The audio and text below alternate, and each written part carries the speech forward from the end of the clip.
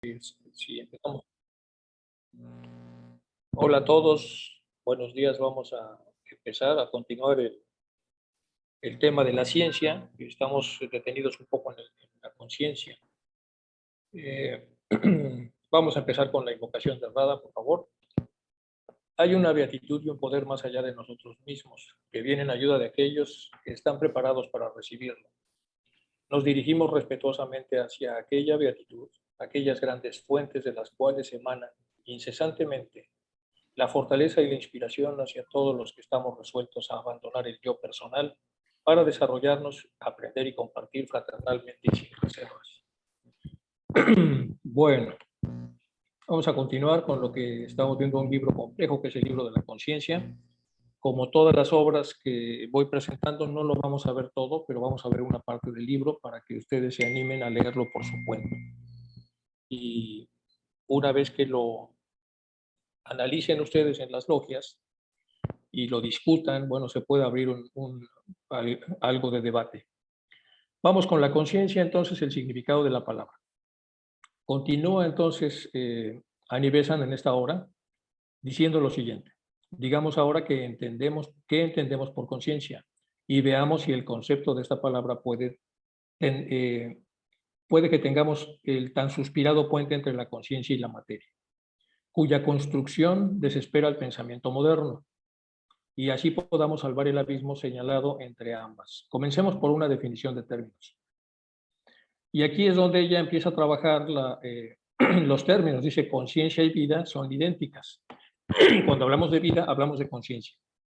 Son dos nombres distintos de una misma cosa, según se le mire interior o exteriormente.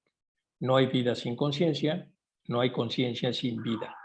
Las dos entonces son cualidades recíprocas. Es vida y conciencia.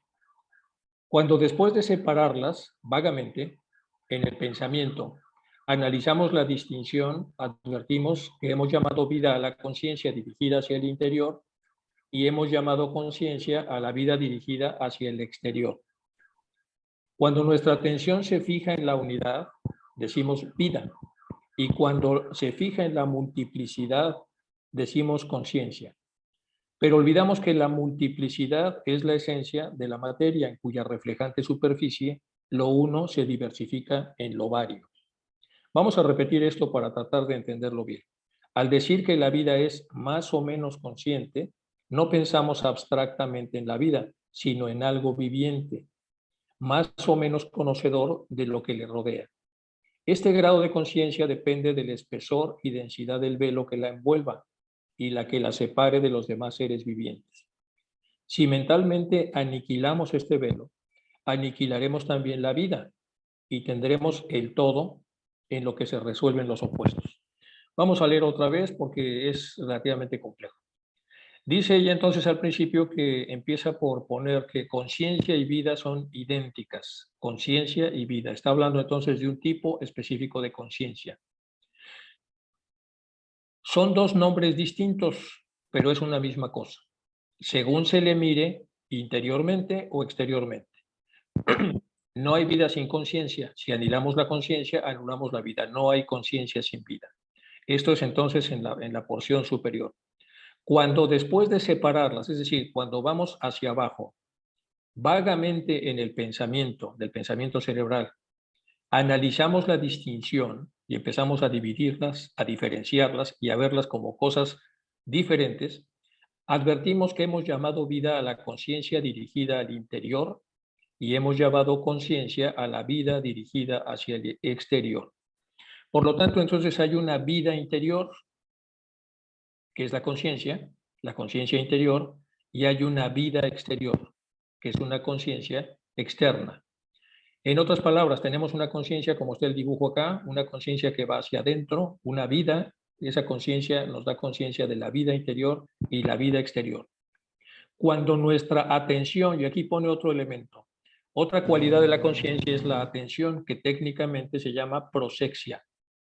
Y la prosexia tiene diferentes niveles, es decir, nosotros podemos estar medianamente atentos, podemos estar muy atentos o podemos estar completamente atentos. También podemos estar distraídos, es decir, desatentos. Entonces tenemos hipoprosexia, cuando estamos distraídos, tenemos normoprosexia, que es la atención normal para cuando nos movemos en el mundo en el que estamos, y tenemos hiperprosexia. En la hiperprosexia estamos totalmente atendiendo algo. Cuando nuestra atención, es decir, nuestra hiperprosexia, se fija en la unidad, es decir, en el interior, eso que encontramos, a eso le llamamos vida. Es ver hacia adentro hiperproséxicamente, con un grado altísimo de atención y buscar la unidad de vida. Y a eso le llamamos vida. Y en cuanto dirigimos la conciencia hacia afuera, entonces nos fijamos en la multiplicidad, en cuyo caso la atención es más compleja, porque hay una serie de cosas múltiples. Y aquí entonces a eso le llamamos conciencia. Pero olvidamos que esa multiplicidad es la esencia de la materia en cuya reflejante superficie lo uno se diversifica en lo vario. Es decir, esa multiplicidad de alguna manera también es parte de lo uno, aunque pueda estar en ese formato separado, aparentemente.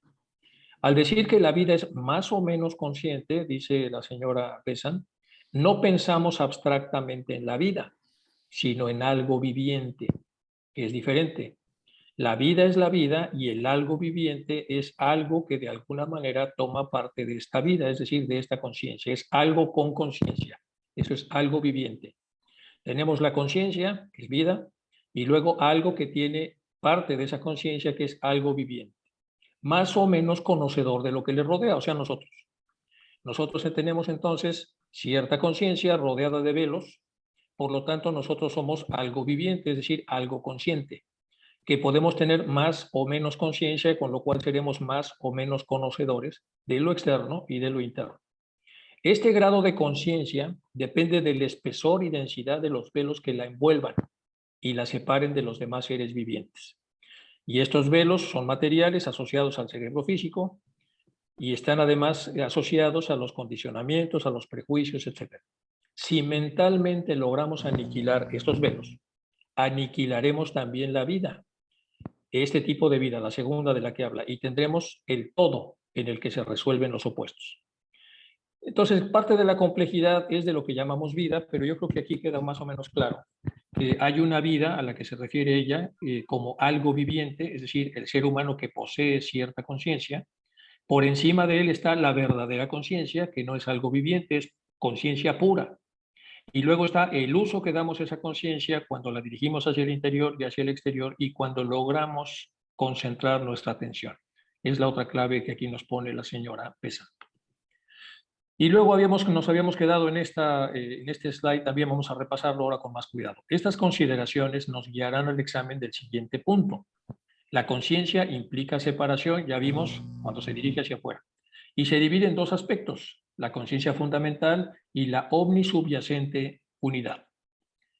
Lo mismo significa el moderno nombre de percepción, que tiene que ver con la atención dirigida hacia un objeto y que se le ha dado a la conciencia, porque no cabe conciencia de por sí misma suspendida, por decirlo así, en el vacío, pues conciencia implica forzosamente algo de lo que sea consciente.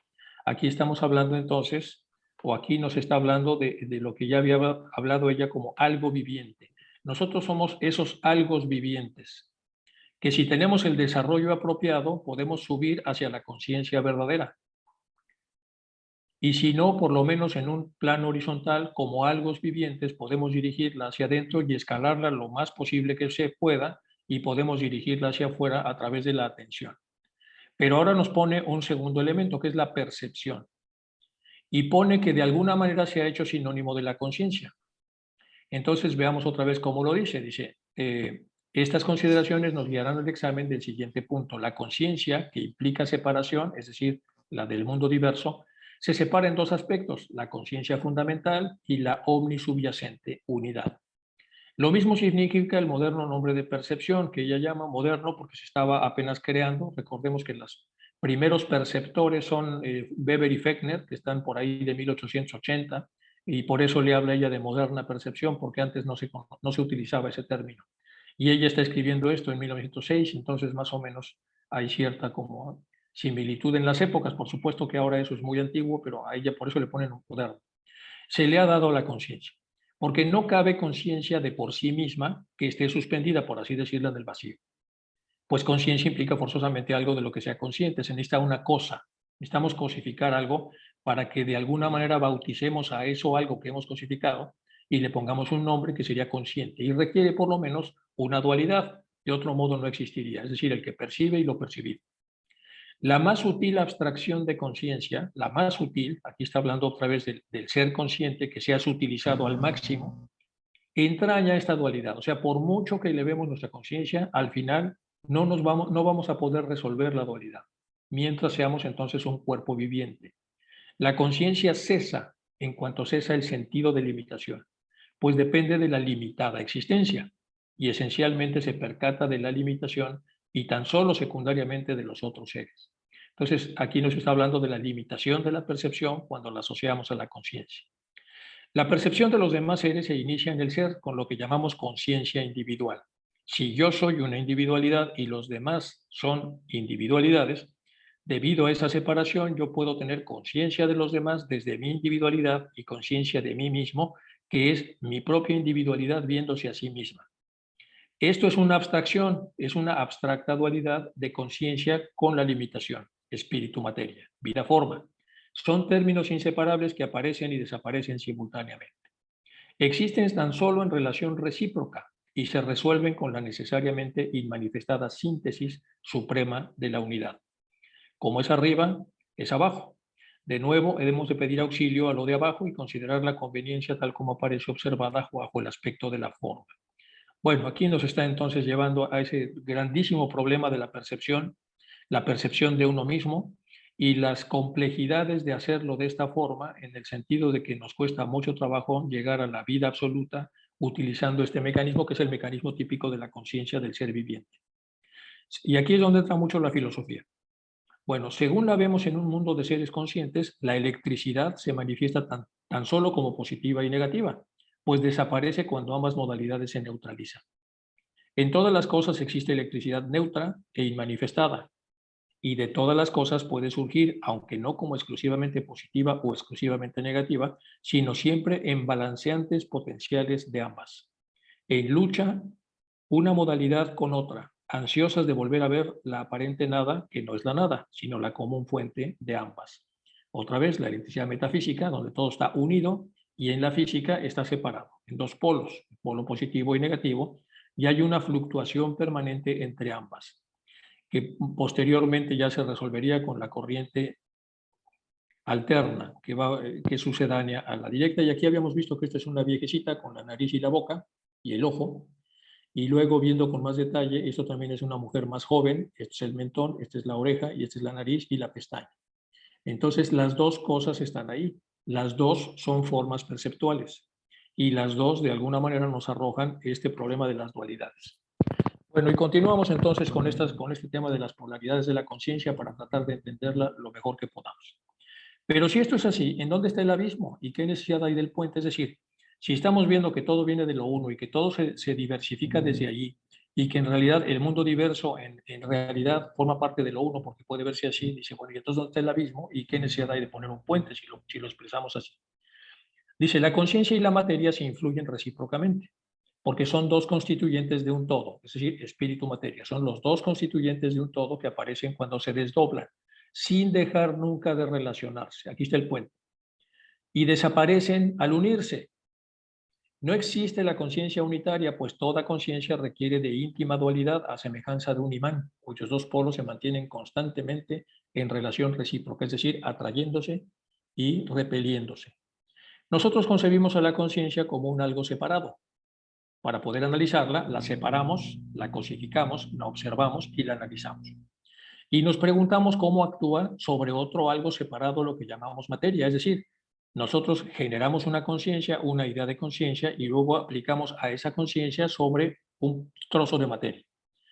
Y aquí nos dice, pero no hay tal separación, es un juego del pensamiento. Lo único que hay es un desdoblamiento de dos aspectos inseparables. Pero al separarlos, nosotros imaginamos que están separados, cuando en realidad siguen unidos. Como no tenemos la capacidad de advertir los puentes que unen a lo que nosotros estamos separando, como si fuera una telaraña, está todo pegado, pero al no ver cuáles son los puntos que pegan los objetos, nosotros suponemos que los objetos, al no tener estos puentes, están separados, pero nos equivocamos. Entonces, no existe una separación. Existe un desdoblamiento, un chicle, en donde dos puntos se separan, pero siguen unidos a través de ese puente. Son dos aspectos inseparables de aquello que sin ambos es inmanifestado y ni puede manifestarse exclusivamente en el uno o en el otro aspecto. Es decir, ningún aspecto puede aniquilar al otro, sino que se equilibran en ambos, siguen unidos. Lo único que pasa es que tenemos aquí tres aspectos: lo positivo, lo negativo y la relación entre ambos. Y esa relación es el puente. Y aunque es aparentemente invisible, cuando ponemos un imán nos encontramos que invisible lo es para la vista, pero no es invisible para el tacto, porque podemos sentir cómo se atraen o cómo se repelen las cargas. Lo sentimos. No hay anverso sin reverso, dice, ni arriba sin abajo, ni afuera sin adentro, ni espíritu sin materia. Todo es lo mismo. Cuando están en sus versiones inferiores son aparentemente separados sin dejar de estar unidos, a través de puentes que nos resultan invisibles. Se influyen recíprocamente a través de los puentes, porque son inseparables partes de una unidad que se manifiesta como dualidad en el espacio y en el tiempo. Y de aquí surgen los ciclos. Hay un ciclo para el positivo, donde el negativo se adelgaza, hay un punto medio donde los dos se igualan, y luego hay un momento para el negativo y lo positivo se hace pequeño. Es el yin-yang, es el péndulo, es todo lo que nosotros podemos ver que se mueve de esa manera. El abismo aparece cuando pensamos en espíritu absolutamente inmaterial y en el cuerpo absolutamente material, es decir, cuando los dividimos. Cuando el positivo pensamos que es una cosa y lo negativo es otra. Pues ni lo uno ni lo otro existen aislados, son lo mismo. En el universo manifestado están unidos. No hay espíritu sin materia que lo envuelva, ni materia que no esté animada por el espíritu, por muy alejada de lo espiritual que esté. El más elevado yo tiene su película material, y aunque le llamemos espíritu por el predominio del aspecto conciencia en los seres muy, muy avanzados, no dejan de tener, aunque sea una porción logarítmica de materia, pero tienen materia. No por ello deja de tener su vibrante envoltura de materia que la emana todo impulso capaz de afectar las envolturas sucesivamente más densas. Al decir eso, no materializamos la conciencia, sino tan solo reconocemos que los dos opuestos primarios, conciencia y materia, están íntimamente unidos y jamás separados, ni aún en el ser más evolucionado. Aquí hay que aclarar que, por supuesto, los seres más evolucionados, las proporciones de materia que tienen son infinitesimales, logarítmicas, es decir, con varios ceros, 0.000001, pero tienen materia, aunque sea tan pequeño. Y la oscuridad más densa que podamos conocer, pues entonces tiene una proporción logarítmica de espíritu, y así es todo el universo manifestado. La materia es limitación, y sin limitación no hay conciencia. Vamos a repetir esto: la materia es limitación siempre, y sin limitación no hay conciencia. Lejos de materializar la conciencia, la consideramos que era un concepto rigurosamente antiestético de la materia, pero reconociendo que en toda entidad la materia va acompañada sin excepción de la conciencia. El gas, la piedra, el metal tienen vida y tienen conciencia. El oxígeno se percata de la presencia del hidrógeno a determinada temperatura y se precipita en una combinación con él. Consideremos ahora la conciencia bajo el aspecto interno y veamos el significado de la frase: la materia es limitación. Ahora se va a dirigir a la conciencia hacia adentro. Bueno, la conciencia es la única realidad en el más amplio significado de la tan usada frase, es lo que nos comenta ella. La conciencia es la única realidad en el más amplio significado de esta tan usada frase. Así arranca esta parte. De donde se sigue que toda realidad dimana de la conciencia que entraña lo potencial y lo actual. A eso se le llama conciencia absoluta, lo que puede entrañar lo potencial y lo actual. Lo potencial es lo que es capaz de hacer la conciencia y lo actual es lo que ya está haciendo la conciencia. Lo potencial es un Maserati que puede correr a 350 km/h, lo actual es que lo va conduciendo a 80, pero potencialmente puede hacerlo a esa velocidad. Es el todo, lo eterno, lo infinito, lo inmutable. La conciencia de todas las cosas existentes en el tiempo y en el espacio es la conciencia universal. Es esa macroconciencia, es la superconciencia, el uno, llamado por los hinduistas Saguna Brahman y Pratyaga Atma. Por los cristianos se le llama Dios, por los parsis les llama Osmud y por los musulmanes Alá. La conciencia contraída ha determinado tiempo corto o largo y ha determinado espacio dilatado o reducido. Esa es la conciencia individual de un ser concreto. Del Señor de uno o varios universos o de tal porción de un universo que según sea el poder de su conciencia. Es decir, todo se va haciendo chiquito, como es arriba es abajo, pero aquí lo que cambian son las proporciones. Un sistema solar de una galaxia de un universo de un multiverso, y así poco a poco entonces se van poniendo diferentes dosis de huevos áureos y por lo tanto entonces diferentes limitaciones. Vamos a leerlo otra vez. La conciencia, cuando se contrae, determina tiempo que puede hacerse corto o largo, según se expanda o se contraiga, pero siempre de esos límites, dentro de esos límites, y a determinado espacio que puede ser dilatado o reducido, también de acuerdo a sus propios límites. Es la conciencia individual de un ser concreto. Somos pequeños desde el punto de vista de la profundidad de la conciencia, del Señor de uno o varios universos o de tal porción de cada universo según sea el poder de cada conciencia.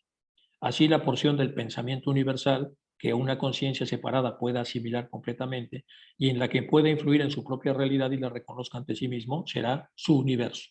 Su universo será la capacidad que tenga cada quien de poder tocar y hacer en medida abstracta lo que es un pensamiento universal, cómo acercarse hasta donde sea posible a aquello, que es en la alegoría de la caverna, pues el prisionero que sale y saca la cabeza y observa. Y ahí tiene entonces una dosis de esa conciencia universal. Más sobre la obra. A cada universo le infunde su Señor una parte de su indestructible realidad. Es decir, todo tiene parte de este Señor, de lo superior. Aunque el universo queda limitado y dirigido por el pensamiento de su superior. Aunque el universo que ha sido creado, quedará limitado y dirigido por el pensamiento de su superior. El Señor del universo, en el que existe como forma. A cada universo le infunde su Señor una parte de su indestructible realidad. Es decir, un regente superior, una conciencia absoluta, pero aplicada a ese limitado universo, como ya lo dijo hace un momento. Aunque el universo quede limitado y dirigido por el pensamiento de su superior, el Señor del universo, en el que Él existe como forma. Así los seres humanos existentes en nuestro sistema solar estamos rodeados de innumerables formas mentales del Señor, Ishvara o gobernador del sistema. La medida divina, los ejes de desenvolvimiento pensados por el tercer logos, gobiernan las formas de nuestros átomos. Y la superficie que les dio por límite la envoltura resistente resiste a los átomos similares. Esto ya lo vimos en las sesiones anteriores. De tal suerte que no podemos alterar la materia que recibimos y de que estamos formados, salvo el empleo de métodos diamantes también de la mente del tercer logos. Tan solo mientras su pensamiento actúe, pueden continuar existiendo los átomos con todas sus combinaciones, pues ninguna realidad tiene sino la que le da su pensamiento, el pensamiento superior, el pensamiento regente de un sistema solar. Los átomos son su cuerpo. Yo soy esto, el cuerpo de todo el sistema solar. Estos átomos son mi cuerpo y participan de mi vida. Mientras los retenga como cuerpo, serán los átomos de una realidad para todos los seres de este sistema solar, que en pequeño es lo mismo. Tienen su propio cuerpo, solo que en esa escala menor, como ya lo había dicho en la slide anterior, cuya conciencia tenga análoga envoltura. Cuando al fin del día de la manifestación diga Ishvara, yo no soy esto, porque se ha terminado el ciclo, estos átomos no son ya mi cuerpo, ya no participan de mi vida. Entonces se desvanecerán como el sueño que son y únicamente perdurará la forma mental del monarca en un más vasto sistema. Bueno, pues aquí es donde ya empieza la definición más completa de hasta dónde llega la conciencia. Vamos a leer otra vez para tratar de entender bien lo que está tratando aquí de explicarnos la señora Besa. A cada universo, entendiendo entonces de que del multiverso le infunde su Señor una parte de su indestructible realidad. Aunque el universo queda limitado y dirigido por el pensamiento de su superior, el Señor del universo, en el que Él existe como forma, es decir, como una forma menor, disminuida, limitada. Así los seres humanos existentes en nuestro sistema solar estamos rodeados de innumerables formas mentales de nuestro Señor, del Señor de nuestro sistema, Ishvara, el gobernador del sistema. La medida divina, que ya habíamos hablado de ella en las sesiones anteriores, y los ejes de desenvolvimiento, que también hablamos de ellos, ¿se acuerdan ustedes cuando vimos los cristales? Pensados por el tercer logos, gobiernan o gobernarán las formas de nuestros átomos. Es decir, nuestros átomos, ¿se acuerdan que lo habíamos visto? Van a adquirir una semejanza enorme con los átomos que existen en todo el universo, pero van a adquirir cierta individualidad del propio universo, y esto va a ser dado por la medida divina y por los ejes de desenvolvimiento. Ya lo habíamos hablado antes. Y la superficie que les dio por límite de envoltura resistente resistirá a los átomos similares. De tal suerte, no podemos alterar la materia que recibimos y de que estamos formados. Esa materia, de alguna manera, ya se alteró al entrar a ese sistema. No es alterable por nosotros, salvo el empleo de métodos diamantes también de la mente del tercer logos. Nosotros no. Tan solo mientras su pensamiento actúe, podrán continuar existiendo los átomos con todas sus combinaciones, pues ninguna realidad tienen, sino la que les da su pensamiento de lo superior. Los átomos son su cuerpo de lo superior, y por eso aquí lo pone en términos existenciales. Yo soy esto, estos átomos son mi cuerpo, dice el Señor del sistema solar, y participarán de mi vida. Mientras los retenga como cuerpo, serán los átomos de una realidad para todos los seres de este sistema solar, cuya conciencia tenga análoga envoltura. Cuando al fin del día de manifestación diga Ishvara, yo ya no soy esto, estos átomos ya no serán mi cuerpo, ya no participarán de mi vida. Entonces se desvanecerán como un sueño, el sueño que de por sí son, y únicamente perdurará la forma mental del monarca de un más vasto sistema. Bueno, es bellísima esta parte y nos da una idea entonces de cómo va bajando el tema de la conciencia desde lo superior hacia lo individual. Por consiguiente, como espíritus, somos inherentemente, indestructiblemente divinos, con todo el esplendor y libertad que esta palabra entrañe. Pero estamos revestidos de materia que no nos pertenece, porque es la forma mental del gobernador de nuestro sistema, subordinado a su vez a los gobernadores de los más vastos sistemas, en los que está incluido el nuestro. La materia nos sirve tan solo para que poco a poco la dominemos y sepamos aprovecharla. Cuando nos unamos con nuestro gobernador, dejará de tener la materia el poderío sobre nosotros y advertiremos su irrealidad por depender ahora de la voluntad del superior, de él, que también reconoceremos como nuestra. Entonces podremos dominar la materia, lo que no será posible mientras nos obsequie con su prestada realidad. Bueno, más. Considerando así internamente a la conciencia, vemos con mayor claridad que vivimos, al considerarlo desde el mundo de las formas, que no hay tal abismo y por lo tanto tampoco necesitamos fuente. Al cambiar la conciencia, cada cambio aparece en la materia circundante como una vibración, porque el Logos quiso que las vibraciones de la materia acompañasen indefectiblemente a los cambios de la misma. Vamos a repetirlo. Al cambiar nuestra conciencia por esfuerzos propios, cada cambio aparecerá en la materia circundante como una vibración diferente, porque hubo un cambio. Porque el Logos quiso que las vibraciones de la materia acompañasen indefectiblemente a los cambios de conciencia. Y como la materia es la resultante de la conciencia y sus atributos dimanan de la actividad del pensamiento, todo cambio en la conciencia del Logos alterará los atributos de la materia del sistema. Y todo cambio de cualquier conciencia que está dentro de ese sistema, que está derivada de la suya, determinará en la materia un cambio significado por una vibración o por un rítmico movimiento dentro de sus límites por él establecidos para la movilidad de las masas de la materia. Vamos a leer esto con más cuidado entonces.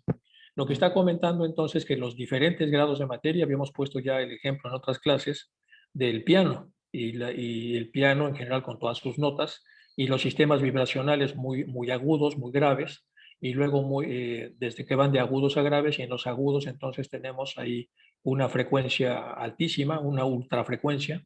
Luego tenemos frecuencias medias y frecuencias muy graves, frecuencias muy lentas.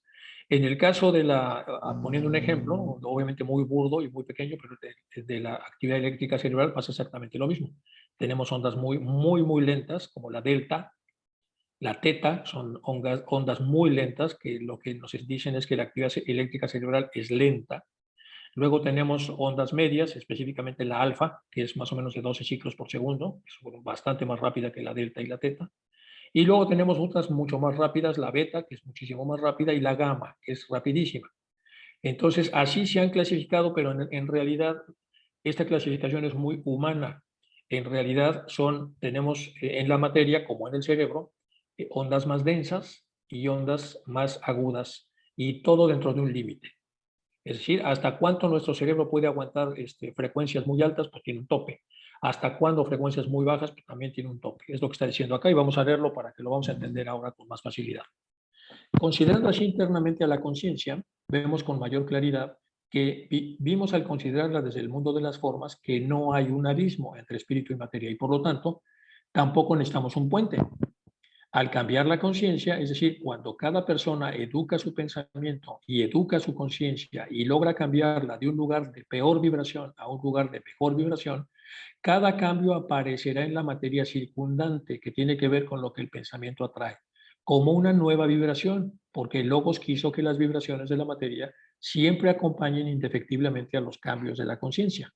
Y como la materia es la resultante de la conciencia, y sus atributos dimanan de la actividad del pensamiento, todo cambio en la conciencia de Logos alterará los atributos de la materia de su sistema.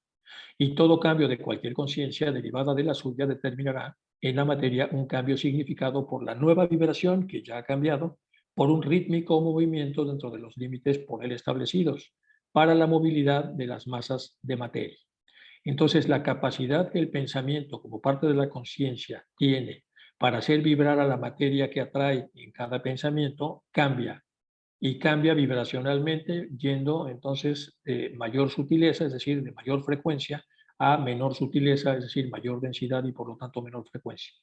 El cambio de conciencia de la vibración de la materia que la limita es un par impuesto por el pensamiento de Logos a todas las conciencias encarnadas en su universo. Vamos a leerlo otra vez. El cambio de conciencia y la vibración de la materia que la limita es un par impuesto por el pensamiento de Logos a todas las conciencias encarnadas en su universo. Esta constante relación se demuestra al considerar que toda vibración de la materia, de la material envoltura, determinada por el cambio de la conciencia que la anima y que provoque análoga vibración en la envoltura animada por otra conciencia, irá siempre acompañada de un cambio en esta otra conciencia análogo al cambio operado en la primera. En la conciencia líder sobre la conciencia subordinada o receptora. Vamos a leer otra vez.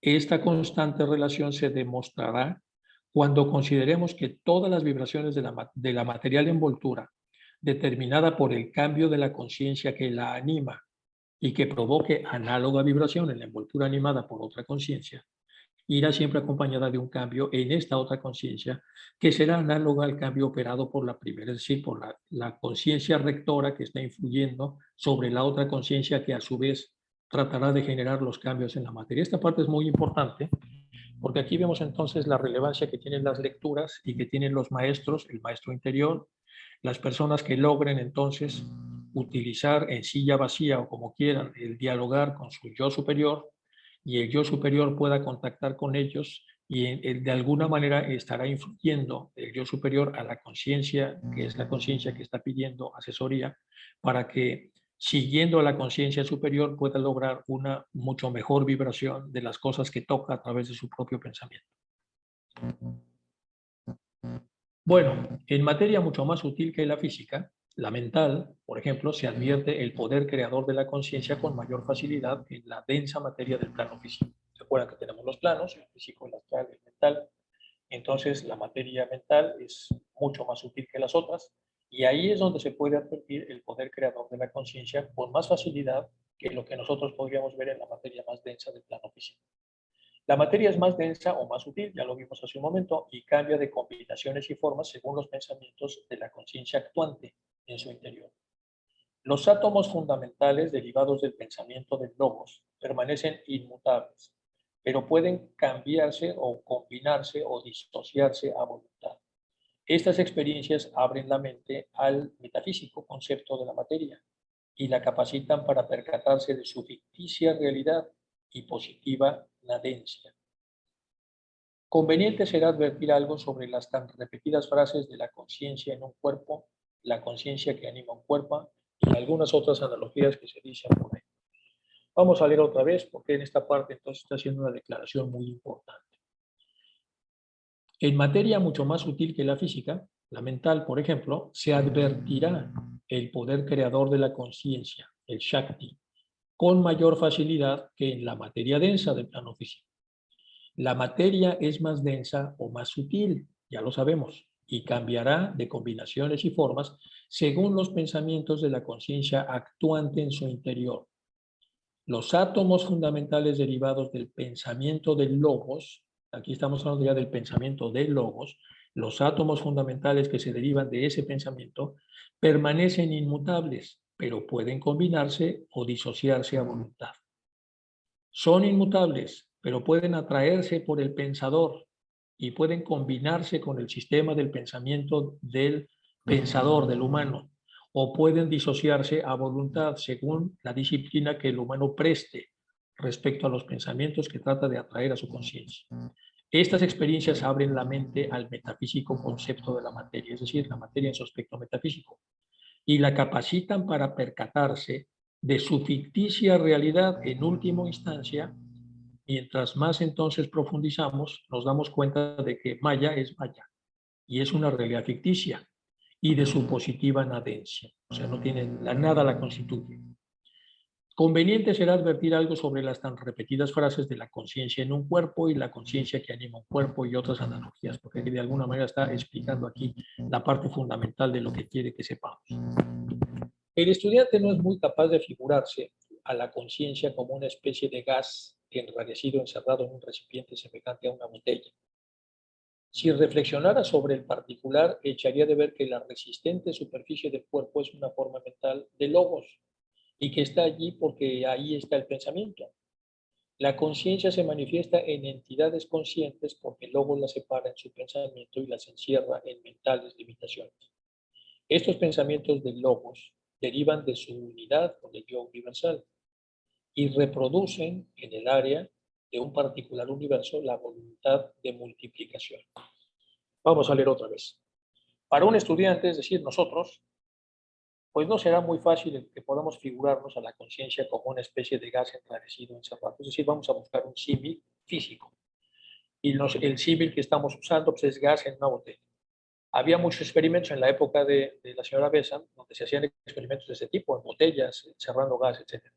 Si reflexionara sobre el particular, echaría de menos el ver que la resistente superficie del cuerpo es una forma mental de logos. Todo lo que vemos son formas mentales de logos y están allí porque allí está su pensamiento conformado, cosificado, materializado.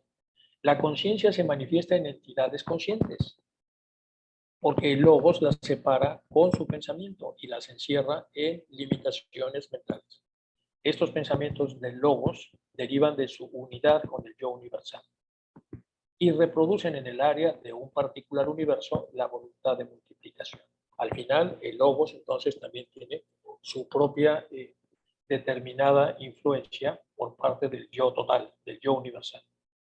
Teniendo en cuenta las distinciones antes señaladas entre conciencia absoluta, conciencia universal y conciencia individual, no caerá el estudiante en la tentación de repetir las tan oídas preguntas. Aquí nos acaba de explicar entonces conciencia absoluta, conciencia universal y conciencia individual. Supongo que ya nos ha quedado suficientemente claro. Y entonces vienen las famosas preguntas. ¿Por qué existe el universo? ¿Por qué se limita la conciencia absoluta? ¿Por qué lo perfecto se convierte en imperfecto o lo omnipotente en impotente? Dios en mineral bruto y hombre. De esta suerte, explanadas, no tienen respuesta satisfactoria a estas preguntas porque se basan sobre falsas premisas, es decir, son preguntas mal hechas. Y aquí se hace entonces referencia a que hay que aprender a preguntar, para no preguntar cosas que nos lleven de manera inconexa a respuestas que no pueden darse porque no están correctamente hechas las preguntas. Bueno, lo perfecto es el todo. Ahí están los pensamientos perfectos. La totalidad y suma del ser.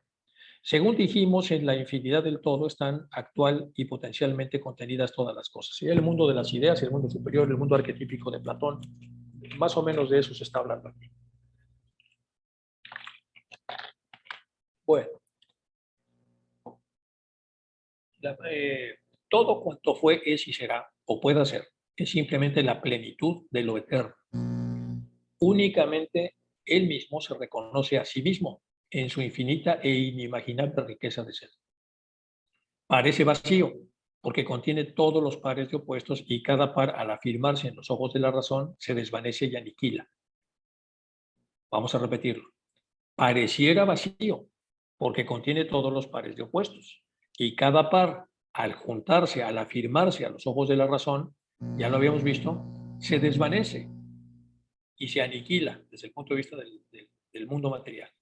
Pero los infinitos universos que de lo perfecto surgen proclaman su plenitud. Lo perfecto nunca degenera en imperfecto, nunca es nadencia, porque en él se equilibran espíritu y materia. Fuerza y flaqueza, conocimiento, ignorancia, paz y lucha, dicha y pena, poder e impotencia. Los innumerables pares de opuestos de la manifestación se sumergen uno en otro y se desvanecen en la manifestación. Vamos a revisar otra vez entonces lo que nos dice, que es una síntesis de lo que ya nos ha dicho anteriormente. Lo perfecto es el todo, la totalidad y suma del ser. La suma de todo lo diverso está en el todo. Según ya se ha dicho, en la infinidad del todo están el actual y potencialmente contenidas todas las cosas. Actual, lo que está actuando, y potencial, lo que pudiera actuarse. Todo cuanto fue, es y será o pueda ser es simplemente la plenitud del eterno. Ahí está todo contenido. Únicamente él mismo se conoce a sí mismo, es decir, conoce a ese todo. Se conoce a sí mismo en su infinita e inimaginable riqueza de ser. Parece vacío si lo vemos con los ojos físicos, porque contiene todos los pares de opuestos y cada par, al subir sobre sí mismo, se anula. Al afirmarse a los ojos de la razón, se desvanece y se aniquila, se integra. Pero los infinitos universos que de lo perfecto surgen proclaman siempre esa plenitud. Lo perfecto nunca degenera en imperfecto. Nunca es la nadencia, porque en él se equilibran espíritu y materia, fuerza y flaqueza, conocimiento e ignorancia, paz y lucha, dicha y pena. Los innumerables pares de opuestos de la manifestación se sumergen uno en otro y se desvanecen en la inmanifestación. Bueno, más conceptos. El todo incluye la manifestación y la inmanifestación, la diástole y la sístole del corazón, del ser, que no se conciben una sin la otra. No puede ser diástole sin sístole y viceversa. ¿Y por qué ponen el ejemplo del corazón? Del corazón físico, porque el corazón físico y el metafísico mueven a la totalidad de lo que anima a todo un sistema y lo que le mantiene vivo. En el caso del corazón físico, ya lo sabemos, está dividido en 4 cavidades y tiene mucho que ver con la circulación menor, es decir, sale sangre a los pulmones para llenarse de oxígeno a través de un sistema especial y regresa otra vez al corazón a través de una serie de tubos que permiten que vaya a otras cavidades del corazón. Lo reciben las aurículas, que son compartimentos más pequeños, hacen una sístole las aurículas para rellenar los ventrículos, que son espacios mucho más grandes, y estos, cuando hacen la sístole ventricular, mandan la sangre a todo el cuerpo. Del cuerpo regresa nuevamente otra vez al corazón, quien la vuelve a mandar a la oxigenación, regresa al corazón, hace una sístole ventricular, se va a todo el cuerpo, de todo el cuerpo regresa al corazón, de las aurículas, pasa a los ventrículos, etc. Está lleno de válvulas. Bueno, pues el corazón metafísico es algo similar, y entonces la diástole y la sístole del corazón del ser. No se puede concebir una sin la otra. El todo incluye la manifestación y la inmanifestación, la diástole y la sístole del corazón del ser, que no se conciben una sin la otra. La dificultad proviene de que el hombre afirma separadamente uno de los elementos del inseparable par de opuestos, y por eso nos puso el ejemplo del corazón. Espíritu, fuerza, conocimiento, paz, dicha, poder, y luego pregunta, ¿por qué han de convertirse estos elementos en sus opuestos? Por eso pone el ejemplo del corazón. A ver, no podemos poner un corazón que solamente tenga sístoles y no tenga diástoles. Porque entonces, ¿sístole de qué? Si no ha llegado sangre ahí. Para que haya sangre se necesita una sístole de donde antes ha habido una diástole, es decir, una relajación en donde se llena el compartimento. Y después una válvula que evite que la sangre regrese de donde viene y pueda ir a través de una segunda válvula al siguiente recipiente. No podemos separar las cosas. Cuando hablamos de un corazón que es una unidad, tampoco podemos separarla en ningún otro de los ejemplos. ¿Por qué han de convertirse esos elementos en sus opuestos? No hay tal. Ningún atributo deja de tener su opuesto y solo pueden manifestarse en pares.